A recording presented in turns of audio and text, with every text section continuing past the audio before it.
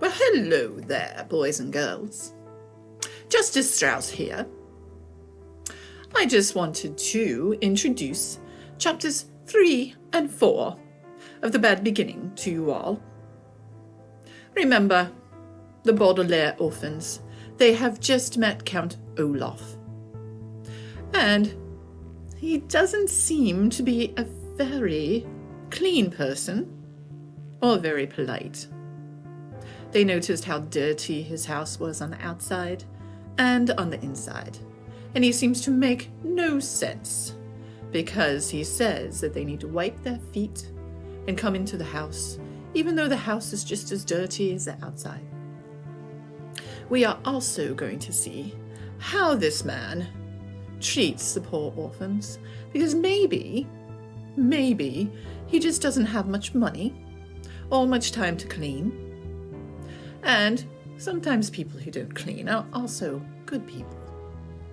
So in chapter 3, we'll learn more about Count Olaf and how he treats these relatives of his. And before we start chapter 3, there are some words I would like to introduce to you. The first one is despicable. If you meet someone who is despicable, then they are very bad. They deserve to be hated. They can be despised, which is also the same meaning as hated. Mechanical engineering is another word that you're going to hear, and that is using science and math to create useful items and devices and machines. One of the characters is very good at this type of science. Can you remember whom? Thick as thieves is another saying that you are going to hear in the story. And that just means two people who are very good friends, who have a very close relationship, and they love to do the same types of things. And they usually cannot be separated and are always playing together and doing things together. We also have another word called elegant. Elegant is something that is beautiful, that is fine, also something that is in good taste. The final word for chapter 3 is abominable. Let me try that again. It's hard to say. Abominably. There you go. I said it. It's the act of causing disgust. So it's terrible actions or bad behavior. So we're hearing a lot of words about bad behavior and causing hatred. I hope that's not foreshadowing of what is about to come. All right, so here we go with chapter 3 of The Bad Beginning. Enjoy, boys and girls. Chapter 3 of The Bad Beginning.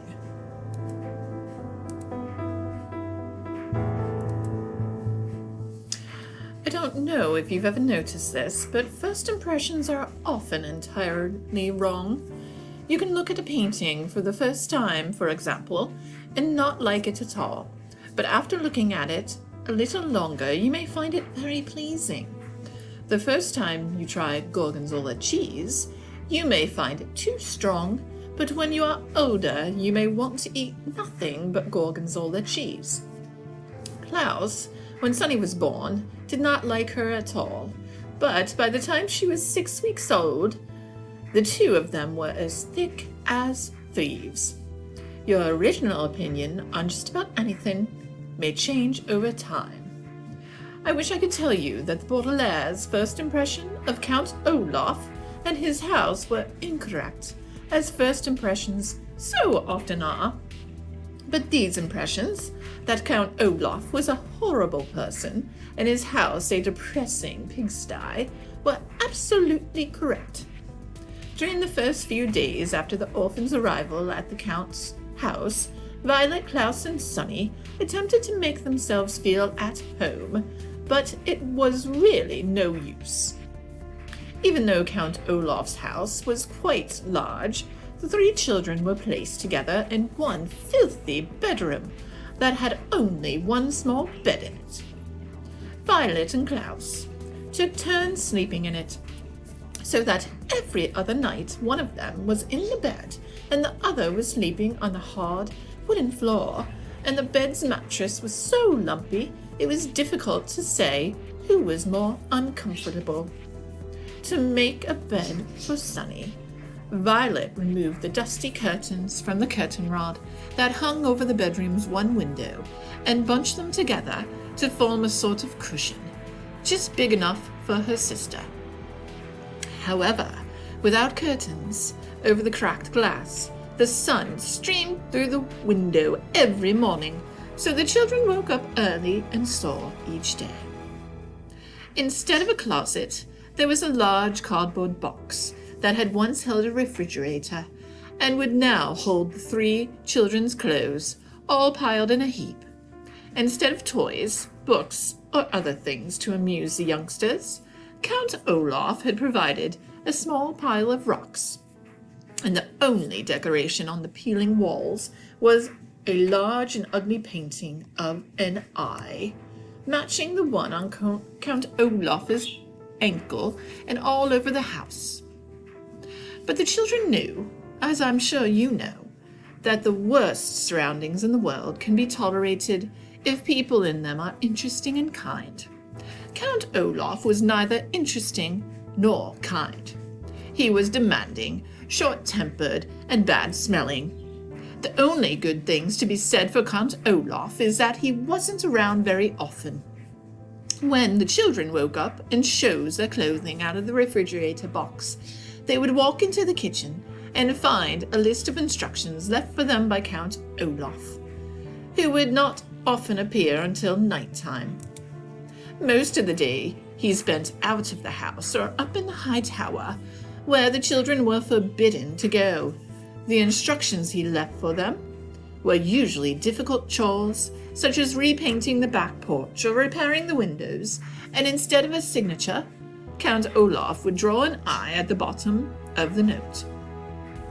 One morning his note read, "My theatre troupe will be coming to dinner before tonight's performance. Have dinner ready for all 10 of them by the time they arrive at 7 o'clock. Buy food, prepare it, set the table, serve dinner, clean up afterwards, and stay out of our way." Below that, there was the usual I, and underneath the note was a small sum of money for the groceries. Violet and Klaus read the note as they ate their breakfast, which was a grey lump of oatmeal that Count Olaf left for them each morning in a large pot on the stove. Then they looked at each other in dismay. "Well, none of us knows how to cook," Klaus said. "Well, that's true," Violet said. "I knew how to repair those windows and how to clean the chimney, because those sort of things interest me, but I don't know how to cook anything except toast." "And sometimes you burnt the toast," Klaus said. And they smiled. They were both remembering a time when the 2 of them got up early to make a special breakfast for their parents. Violet had burned the toast, and their parents, smelling smoke, had run down the stairs to see what the matter was.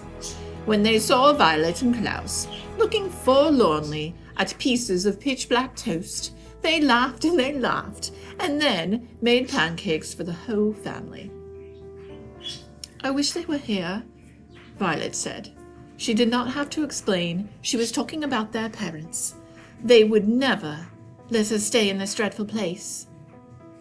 "If they were here," Klaus said, his voice rising as he got more and more upset, "we would not be with Count Olaf in the first place. I hate it here, Violet. I hate this house. I hate our room. I hate having to do all these chores, and I hate Count Olaf." "Well, I hate it too," Violet said, and Klaus looked at his older sister with some relief. Sometimes just saying that you hate something and having someone agree with you can make you feel better about a terrible situation. "I hate everything about our lives right now, Klaus," she said. "But we have to keep our chin up." This was an expression the children's father had used, and it meant try to stay cheerful. "You're right," Klaus said. "But it is very difficult to keep one's chin up when Count Olaf keeps shoving it down." "Jook!" Sunny shrieked. banging on the table with her oatmeal spoon. Violet and Klaus were jerked out of their conversation and looked once again at Count Olaf's note. "Perhaps we could find a cookbook and read about how to cook," Klaus said. "It shouldn't be that difficult to make a simple meal." Violet and Klaus spent several minutes opening and shutting Count Olaf's kitchen cupboards, but there weren't any cookbooks to be found. "Well, I can't say I'm surprised," Violet said. "We haven't found any cookbooks or any books in this house at all." "I know," Klaus said miserably. "I miss reading very much. We must go out and look for a library sometime soon." "But not today," Violet said. "Today we have to cook for 10 people. At that moment there was a knock on the front door. Violet and Klaus looked at one another nervously. At that moment there was a knock on the front door. Violet and Klaus looked at one another nervously. Who in the world would want to visit Count Olaf? Violet wondered aloud. Well, maybe somebody wants to visit us, Klaus said, without much hope. In the time since the Baudelaire's parents' death, most of the Baudelaire orphans' friends had fallen by the wayside, an expression which here means they stopped calling, writing, and stopping by to see any of the Baudelaires, making them very lonely. You and I, of course, would never do any of these things to any of our grieving acquaintances, but it is a sad truth in life that when someone has lost one friend, friends sometimes avoid the person just when the presence of friends is most needed. Violet, Klaus, and Sunny walked slowly to the front door and peered through the peephole, which was in the shape of an eye. They were delighted to see Justice Strauss peering back at them, and opened the door. "Justice Strauss!" Violet cried. "How lovely to see you!" She was about to add, "Do come in," but then she realized that Justice Strauss would probably not want to venture into the dim and dirty room. "Please forgive me for not stopping by sooner," Justice Strauss said, as the Baudelaire stood awkwardly in the doorway. "I wanted to see how you children were settling in, but I had a very difficult case in the High Court, and it was taking up much of my time." "Well, what sort of case is it?" Klaus asked. Having been deprived of reading, he was hungry for new information. "Oh, I can't really discuss it," Justice Strauss said, "because it's official business, but I can tell you it concerns a poisonous plant and illegal use of someone's credit card." "Yiga!" Sunny shrieked, which appeared to mean, "How interesting," although, of course, there is no way that Sunny could understand what was being said. Justice Strauss looked down at Sunny and laughed. "Yiga, indeed," she said, and reached down to pat the child on the head. Sunny took Justice Strauss's hand and bit it gently. "Well, that means she likes you," Violet explained. "She bites very, very hard if she doesn't like you, or if you want to give her a bath." "Oh, I see," Justice Strauss said. "Now then, how are you children getting on? Is there anything you desire?" The children looked at one another, thinking of all the things they desired. Another bed, for example, a proper crib for Sunny, curtains for the windows in their room, a closet instead of a cardboard box. But what they desired most of all, of course, was not to be associated with Count Olaf in any way whatsoever. What they desired most was to be with their parents again, in their true home, but that, of course, was impossible. Violet, Klaus, and Sunny all looked down at the floor unhappily as they considered the question. Finally, Klaus spoke. Could we perhaps borrow a book?" he said. "Count Olaf has instructed us to make dinner for his theater tonight, and we can't find a cookbook in the house." "Well, goodness," Justice Strauss said. "Cooking dinner for an entire theater troupe seems like a lot to ask of children." Well, Count Olaf gives us a lot of responsibility, Violet said. What she wanted to say was, Count Olaf is an evil man, but she was well-mannered.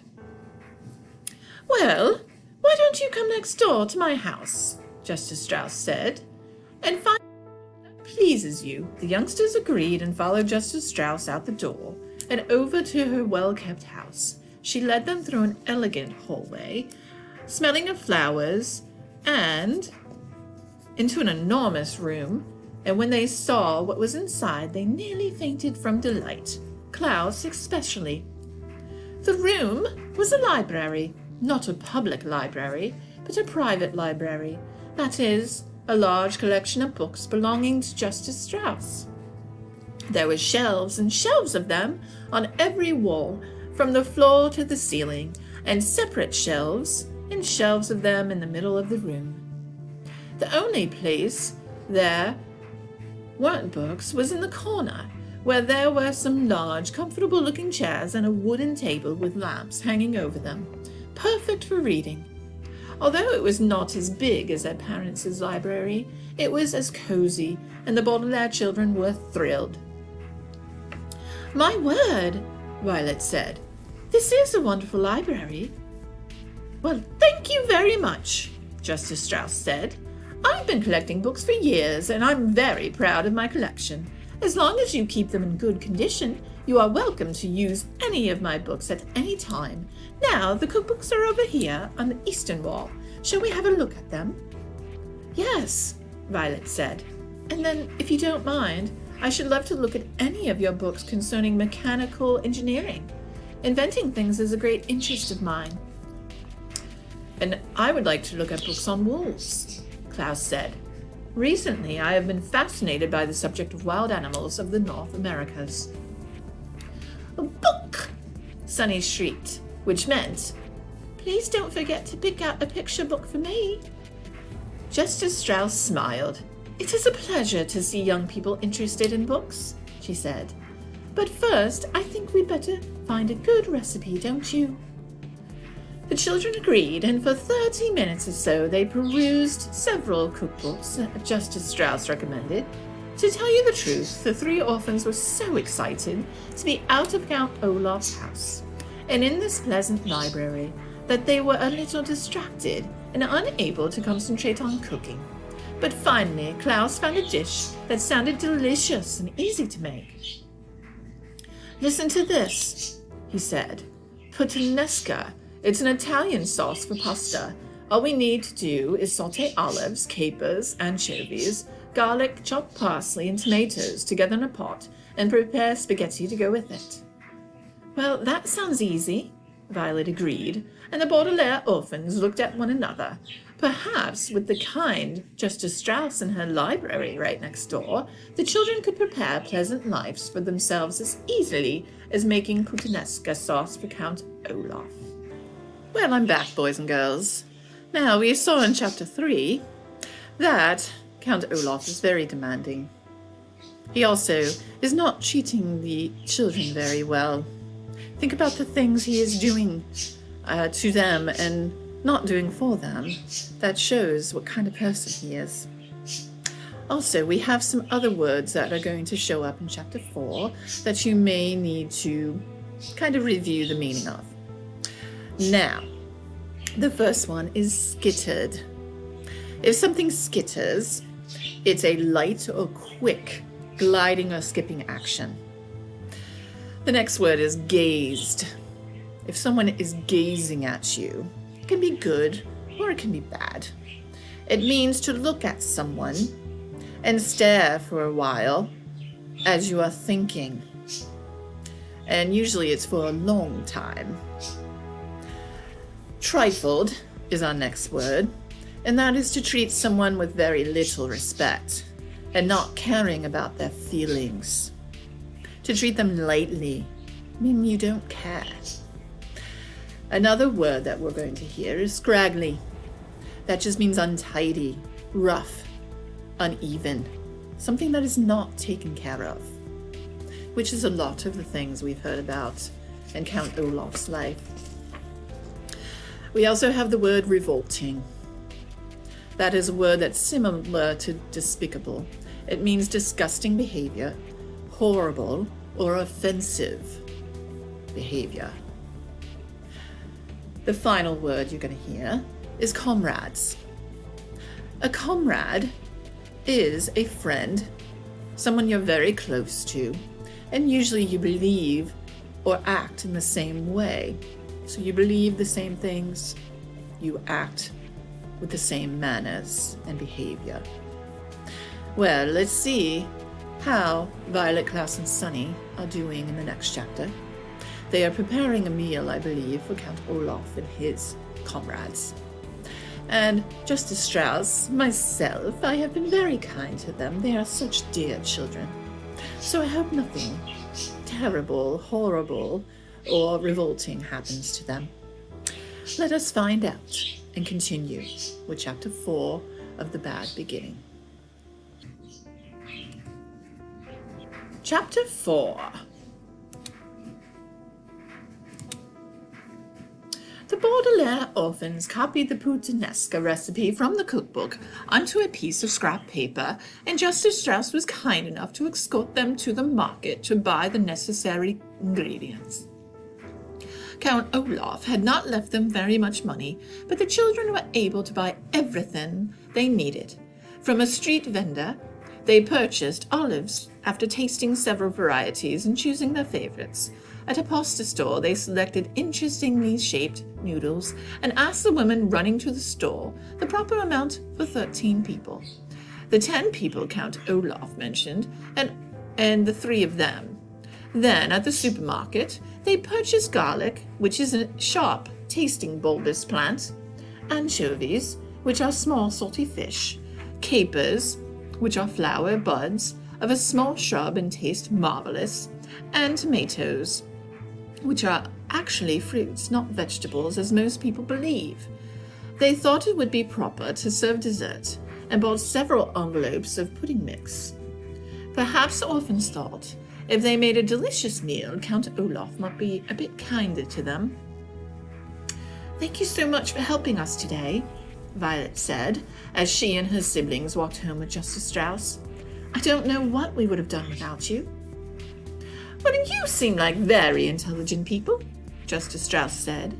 "I dare say you would have thought of something, but it continues to strike me as an odd thing that Count Olaf asked you to prepare such an enormous meal.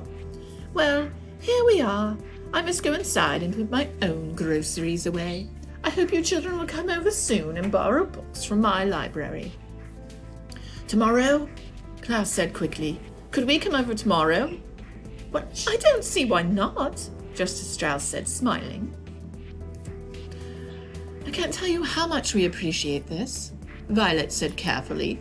With their kind parents dead and Count Olaf treating them so abominably, the 3 children were not used to kindness from adults and weren't sure if they were expected to do anything back. "Tomorrow, before we use your library again, Klaus and I would be more than happy to do household chores for you. Sunny isn't really old enough to work, but I'm sure we could find some way that she could help you." Justice Strauss smiled at the 3 children, but her eyes were sad. She reached out a hand and put it on Violet's hair, and Violet felt more comforted than she had in some time. "Oh, that won't be necessary," Justice Strauss said. "You are always welcome in my home." Then she turned and went into her home, and after a moment of staring after her, the Baudelaire orphans went into theirs. For most of the afternoon, Violet, Klaus, and Sunny cooked the puttanesca sauce according to the recipe. Violet roasted the garlic and washed and chopped the anchovies. Klaus peeled the tomatoes and pitted the olives. Sunny banged on a pot with a wooden spoon, singing a rather repetitive song she had written herself. And all 3 of the children felt less miserable than they had since their arrival at Count Olaf's. The smell of cooking food is often a calming one, and the kitchen grew cozy as the sauce simmered, a culinary term which means cooking over low heat.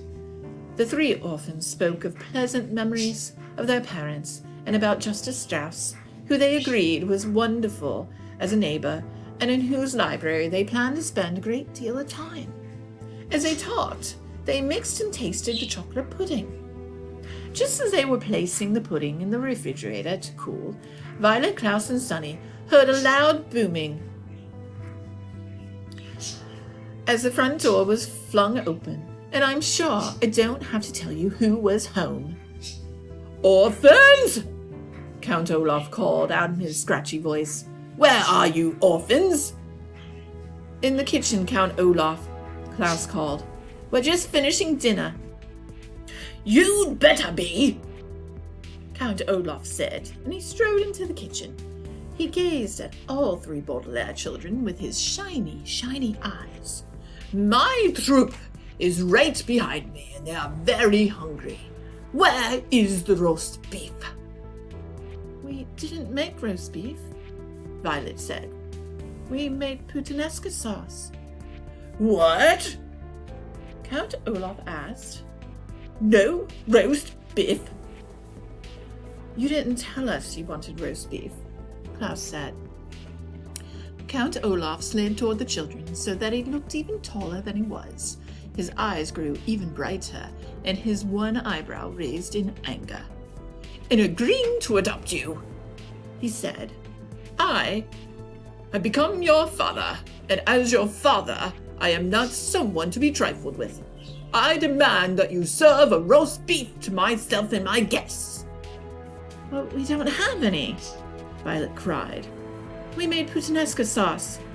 "No, no, no, no," Sunny shouted. Count Olaf looked down at Sunny, who had spoken so suddenly. With an inhuman roar, he picked her up in one scraggly hand and raised her so she was staring at him in the eye. Needless to say, Sunny was very frightened and began crying immediately, too scared to even try to bite the hand that held her. "Put her down immediately, you beast!" Klaus shouted. He jumped up, trying to rescue Sunny from the grasp of the Count, but he was holding her too high to reach. Count Olaf looked down at Klaus and smiled a terrible, toothy grin. Raising the wailing Sunny up even higher in the air, he seemed about to drop her to the floor when there was a large burst of laughter in the next room. "Olaf, where's Olaf?" Voice was called out. Count Olaf paused, still holding the wailing Sunny up in the air, as members of his theatre troupe walked into the kitchen. Soon they were crowding the room, an assortment of strange-looking characters of all shapes and sizes. There was a bald man with a very long nose, dressed in a long black robe. There were two women who had bright white powder all over their faces, making them look like ghosts. Behind the women was a man with very long and skinny arms, at the end of which were two hooks instead of hands. There was a person who was extremely fat, and who looked neither like a man or a woman. And behind this person, standing in the doorway, were an assortment of people the children could not see, but who promised to be just as frightening. "Well, here you are, Olaf," said one of the white-faced women. "What in the world are you doing?" "I am just disciplining these orphans," Count Olaf said. "I asked them to make dinner, and all they have made is some disgusting sauce." "You can't go easy on children," the man with the hook hand said. "They must be taught to obey their elders." The tall, bald man peered at the youngsters. "Are these," he said to Count Olaf, "those wealthy children you were telling me about?" "Yes," Count Olaf said. "They are so awfully. I can scarcely stand to touch them." With that, he lowered Sunny, who was still wailing, to the floor. Violet and Klaus breathed a sigh of relief that he had not dropped her from that great height. "I don't blame you," said someone in the doorway. Count Olaf rubbed his hands together as if he had been holding something revolting instead of an infant. "Well, enough talk," he said. "I suppose we will eat their dinner, even if it is all wrong. Everyone follow me to the dining room, and I will pour us some wine. Perhaps by the time these brats serve us, we'll be too drunk to care if it's roast beef or not." "Hurrah!" cried several members of the troop, and they marched through the kitchen, following Count Olaf into the dining room. Nobody paid a bit of attention to the children except for the bald man, who stopped and stared at Violet in the eye. "You're a pretty one," he said, taking her face in his rough hands. "If I were you, I would try not anger Count Olaf, or he might wreck that pretty little face of yours." Violet shuddered, and the bald man gave a high-pitched giggle and left the room. The Baudelaire children, alone in the kitchen, found themselves breathing heavily, as if they had just run a long distance. Sonny continued to wail, and Klaus found that his eyes were wet with tears as well. Only Violet did not cry, but merely trembled with fear and revulsion, a word which here means an unpleasant mixture of horror and disgust. For several moments none of them could speak. "This is terrible, terrible," Klaus said finally. "Violet, what can we do?" "I don't know," she said. "I'm afraid." "Me too," Klaus said. "Ah!" Sonny said as she stopped crying. "Well, let's have them dinner!" Someone shouted from the dining room, and the theatre troupe began pounding on the table in strict rhythm, which is an exceedingly rude thing to do. "Well, we'd better serve the puttanesca," Klaus said, "or who knows what Count Olaf will do to us." Violet thought of what the bald man had said about wrecking her face and nodded. The two of them looked at the pot of bubbling sauce, which had seemed so cozy while they were making it, and now looked like a vat of blood. Then, leaving Sonny behind in the kitchen, they walked into the dining room, Klaus carrying a bowl of the interestingly shaped noodles, and Violet carrying the pot of puttanesca sauce and a large ladle which was to serve it with. The theatre troupe was talking and cackling, drinking again and again from their wine cups, and paying no attention to the Baudelaire orphans as they circled the table, serving everyone dinner. Violet's right hand ached from holding the heavy Baudelaire. Holding the ladle, she thought of switching to her left hand. But because she was right-handed, she was afraid she might spill the sauce with her left hand, which could enrage Count Olaf again. She stared miserably at Olaf's plate of food and found herself wishing she had bought poison at the market and put it into the puttanesca sauce. Finally, they were through serving, and Klaus and Violet slipped back into the kitchen. They listened to the wild, rough laughter of Count Olaf and his theatre troupe, and they picked at their own portions of food, too miserable to eat. Before long, Olaf's friends were pounding on the table in strict rhythm again, and the orphans went out to the dining room to clear the table and again serve the chocolate pudding. By now it was obvious that Count Olaf and his associates had drunk a great deal of wine, and they slouched at the table and spoke much less. Finally, they roused themselves and trooped back to the kitchen, scarcely glancing at the children on their way out of the house. Count Olaf looked around the room, which was filled with dirty dishes. "Because you haven't cleaned up yet," he said to the orphans, "I suppose you can be excused from attending tonight's performance, but after cleaning up, you are to go straight to your beds." Klaus had been glaring at the floor, trying to hide how upset he was, but at this he could not remain silent. "You mean our bed?" he shouted. "You have only provided us with one bed."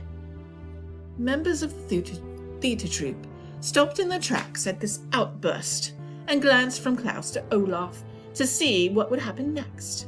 Count Olaf raised his one eyebrow, and his eyes shone bright, but he spoke calmly. "If you would like another bed," he said, "tomorrow you may go into town and purchase one." "You know perfectly well we haven't any money," Klaus said. "Oh, of course you do," Count Olaf said, and his voice began to get a little louder. "You are the inheritors of an enormous fortune." "That money," Klaus said, remembering what Mr. Poe said, "is not to be used until Violet is of age." Count Olaf's face grew very red. For a moment he said nothing. Then in one sudden movement, he reached down and struck Klaus across the face. Klaus fell to the floor, his face inches from the eye tattoo of Olaf's ankle. His glasses leaped from his face and skittered into a corner. His left cheek, where Olaf had struck him, felt as if it were on fire. The theatre troupe laughed, and a few of them applauded as if Count Olaf had done something very brave instead of something despicable. "Come on, friends," Count Olaf said to his comrades. "We'll be late for our own performance." "If I know you, Olaf," said the man with the hook hands, "you'll figure out a way to get at the Baudelaire money." "We'll see," Count Olaf said, but his eyes were shining bright, as if he already had an idea. There was another loud boom as the front door shut behind Count Olaf and his terrible friends, and the Baudelaire children were alone in the kitchen. Violet knelt at Klaus's side, giving him a hug to try to make him feel better. Sonny crawled over to his glasses, picked them up and brought them to him. Klaus began to sob, not so much from the pain, but from the rage at the terrible situation they were in. Violet and Sonny cried with him, and they continued weeping as they washed the dishes, and as they blew out the candles in the dining room, and as they changed out of their clothes and laid down to go to sleep. Klaus on the bed, Violet on the floor, Sonny on her little cushion of curtains. The moonlight shone through the window, and if anyone had looked into the Baudelaire orphan's bedroom, they would have seen 3 children crying quietly all night.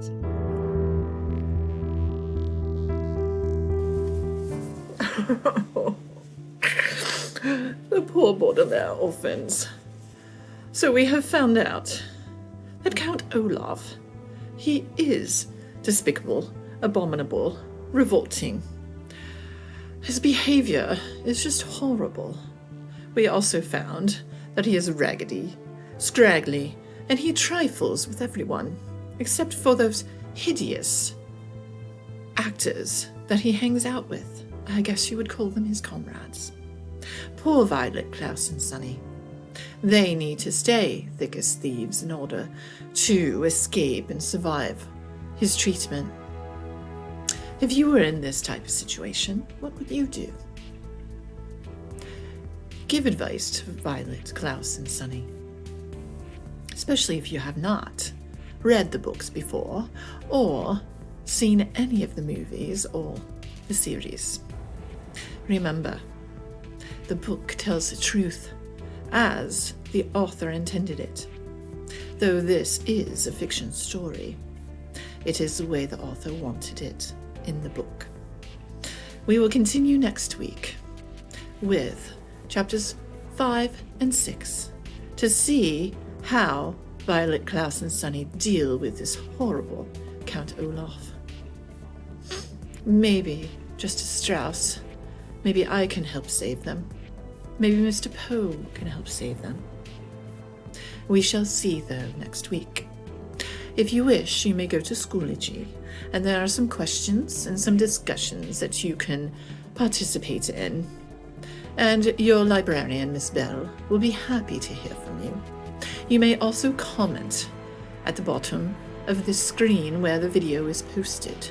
If you are on your phone, which I don't have, you need to scroll all the way to the bottom of the page to comment.